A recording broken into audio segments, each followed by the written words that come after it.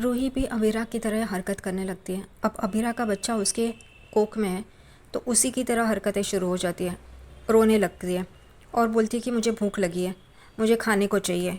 वो सब लोग एक एक चीज़ों के नाम बता रहे होते हैं, ये खाओगी वो खाओगी। वो कहती है नहीं।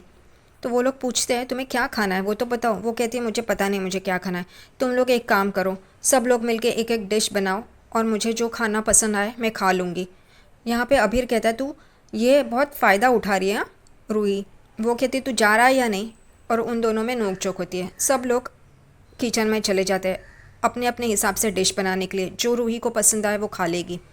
उतने में शिवानी और अभीरा का फ़ोन चल रहा होता है। शिवानी कहती है कि अरमान के टाइम पे मैं समोसा और खीर खाती थी एक साथ। रूही को पूछ लो उसे क्या पसंद है, वैसे उसे दे देना। दूसरी तरफ उसका फ़ोन ख़त्म होता है और वो दरवाजे की तरफ देखती है तो विद्या होती है, एक बैग लेके आती है। शिवानी उसे कहती है कि आइए ना अंदर आइए। उसे पानी देती है, उसे बिठाती है। विद्या अरमान के पुराने कपड़े लेके आती है और कहती है शिवानी से कि ये अरमान के पुराने कपड़े हैं। मैंने सोचा था कि मैं इसका ब्लैंकेट बना दूँ, पर वो मेरा हक नहीं है, आपका है। इस वजह से वो शिवानी को कहती है आप खींचिए। शिवानी कहती है मेरे पास भी आरू के कुछ पुराने कपड़े हैं, क्यों ना हम दोनों दादियाँ मिलके कंबल बनाएं। वैसे मुझे तो इतना पता नहीं है। अभीरा ने कहा था कि आप बहुत अच्छा सिलाई बुनाई करती है और वो दोनों मिलके कंबल बनाती है। दूसरी तरफ गोयंका हाउस में रूही की खातिरदारी चल रही होती है। उसे क्या खाना है क्या नहीं खाना है। सब लोग अपने अपने पसंद की डिश बना के लेके आते हैं, लेकिन रूही कहती है नहीं। रोहित नूडल्स उसके सामने करता है और कहता है कि ये चाहिए ये खाओ। वो कहती है नहीं। और अरमान के हाथ में हॉट चॉकलेट का ग्लास होता है और वो भी रूही के सामने करता है। रूही कहती है नहीं मुझे नूडल्स नहीं खाने हैं, मुझे ये नहीं चाहिए, तुम लोग सोचो ना। और उसका धक्का लगता है और वो नूडल्स में हॉट चॉकलेट गिर जाता है और रूही वो देख के एकदम से उसके मुंह में पानी आ जाता है। तुरंत रूही रोहित के हाथ से वो प्लेट लेती है और उसमें अरमान के हाथ से वो हॉट चॉकलेट लेती है, उसमें डालती है और खाना शुरू कर देती है। सब लोग बोलते हैं ये क्या अजीब है, ये कैसी लगेगी ये डिश, खाओ मत ऐसे। वो कहती है नहीं मुझे यही तो चाहिए था, यही खाना है। और वो खाना शुरू कर देती है। रोहित कहता है मैं फ़ोन करके आता हूँ, मुझे ये देखा नहीं जा रहा है, मुझसे उल्टी हो रही है। और दूसरी तरफ शिवानी और विद्या दोनों साथ में मिलके कंबल बनाते हैं। रूही अरमान और अभीरा को कहती है कि मुझे एक रोहित को सच बताना है और उसके लिए मुझे आप दोनों की मदद की ज़रूरत है।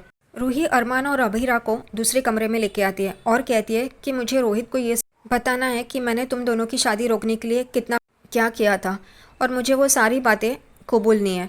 अरमान और अभीरा उसे यही समझा रहे होते हैं कि अब जाने दो, अब रोहित और तुम एक दूसरे से बहुत प्यार करते हो, तुम्हारा बच्चा भी है, तो अब ये क्यों बताना है उसे। लेकिन रूही नहीं मानती। रूही कहती है कि अब रोहित को मैं समझती हूँ और वो मुझ पर भरोसा भी करता है, तो ये सारी बातें उसे जानना ज़रूरी है। रूही अरमान और अभीरा की बात नहीं मानती। वो कहती है कि कल गनगौर है, उस पूजा के बाद मैं रोहित को सब कुछ सच सच बता दूंगी। और ये सारी बातें बड़ी माँ सुन लेती है और वो भी हैरान हो जाती है। दूसरी तरफ अभीर चारू से बात कर रहा होता है। वो दोनों वीडियो कॉल पे होते हैं। चारू और अभीर का क्या चल रहा है ये समझ में नहीं आ रहा। बेचारी कियारा को फंसा रहे हैं। गलती इन दोनों ने की है और अब कियारा को भुगतना पड़ रहा है। चारू कहती है कल गनगौर की पूजा हम दोनों साथ में मिलकर करेंगे, कियारा को अलग रखो। अभीर अभीर कहता है मैं बहाना बना लूँगा और कियारा को कह दूंगा। उतने में आवाज़ आती है और अभीर देखता है तो वहाँ पे कियारा होती है। अभीर अपना मोबाइल छुपा देता है।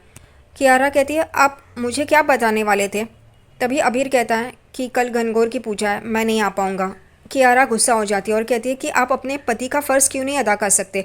एक गनगौर की पूजा है जो हमें साथ में मिलकर करनी है, वो भी आप नहीं कर सकते। क्या करते हो आप करके। उन दोनों का छोटा सा झगड़ा हो जाता है। अबीर वहाँ से चला जाता है और बेचारी कियारा वहीं पे खड़ी रह के सोच रही होती है। दूसरी तरफ की चारू अपने आप को ही बोल रही होती है कि कियारा तुम्हें ये समझना होगा कि हम दोनों एक दूसरे से प्यार करते हैं, तो अपने पापा की बात मान के क्यों चली गई थी। कहना चाहिए था मंडप में आके कि मेरे पापा ने ऐसा सब कुछ किया है, तब तो नहीं कर पाई। अब कियारा की ज़िंदगी ख़राब कर रही है। वो यही कहती है कि कियारा और घर वालों को पता चलना चाहिए कि मैं और अभीर एक दूसरे से अभी भी प्यार करते हैं। अरमान पैसे गिन रहा होता है और वो 40,000 रुपये होते। वो कहता है इतने काफ़ी है, इतना बचा लिया है मैंने। उतने में एक 25,000 का चेक अभीरा भी लेके आती है और वो कहती है ये मेरा चेक, इसकी भी एफडी करा लो। अरमान कहता है ये तुम्हारे पास कैसे आए। तो वो कहती है मुझे एक केस मिला है, उसी की अमाउंट है। उतने में कुछ पैसे शिवानी भी उनके सामने रखती है और वो दोनों पूछते हैं आपके पास पैसे कहाँ से आए। शिवानी कहती है जो दिल्ली में आरके ने केस लिया था उसने कुछ पैसे भेजे हैं और वो है ये। अभीरा कहती है ये आपके लिए रखी है ना, आरके ने आपके खर्च के लिए दिया है ना। तो शिवानी कहती है इस पैसों से मैं क्या स्वर्ग में प्लॉट बनाऊंगी। तभी अरमान उसके गले लगता है और कहता है इतने मिन्नतों के बाद, इतने दिनों के बाद, सालों के बाद आप मुझे मिली हो, अब ये ऐसी बातें मत कीजिए।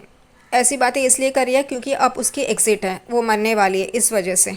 अभीरा का ध्यान टेबल पे पड़े हुए कंबल पे जाता है और वो कहती है ये आपने बनाया मम्मी। तो वो कहती है उस बच्चे की दोनों दादियों ने बनाया है।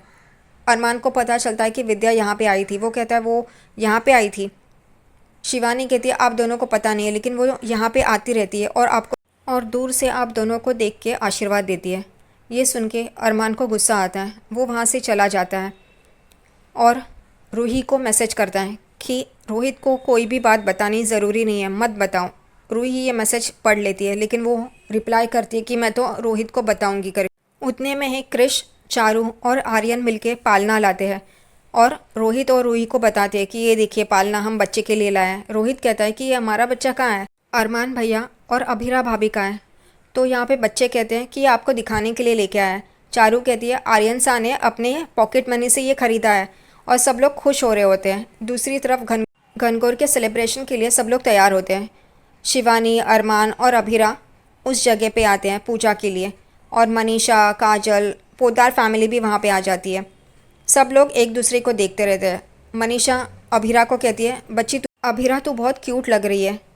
तुरंत मनीष जी कहते हैं कि मनीषा जी आप ही हो जो अभीरा का इतना ख्याल रखते हो, इतना प्यार करते हो, लेकिन दूसरे लोग हैं, अब क्यों दादी को ताना मारना था, और वो भी पूजा वाले दिन। समझ में नहीं आता इन बड़े लोगों को। मनीषा कहती है अच्छा और कौन है। मनोज उसे चुप करवाता है और सब लोग देखते रहते हैं। दादी सा को समझ में आता है ये मनीष जी क्या कह रहे हैं। वो उनको कहती है कि अगर आपका ये सब कुछ ख़त्म हुआ हो, आपके अनमोल मोती हम संभाल के रखेंगे, तो हम पूजा शुरू करें। मनीष जी मुंडी हिलाते और कहते हैं हाँ करके। और उतने में अभीरा एक बड़ा सा छाता लेके आती है और रूही को धूप ना लगे ऐसा देखती है। रूही कहती है मुझे इतनी धूप नहीं लग रही है अभीरा। तो वो कहती है कोई बात नहीं, तुम पूजा करने बैठो, मैं ये बराबर से सेट कर दूँगी। उतने में अभीरा रूही को कहती है तुमने उपवास तो नहीं रखा है ना। दादी सा तुरंत रूही को कहती है क्या तुमने उपवास नहीं रखा है। रोहित दादी सा को कहता है कि वो प्रेग्नेंट है और न्यूट्रिशन के हिसाब से उसे भूखा रहना सही नहीं है, इस वजह से। और दादी सा क्या बोले, लेकिन अब रोहित की मौत होगी तब तो निकलेगा ही सब कुछ बाहर।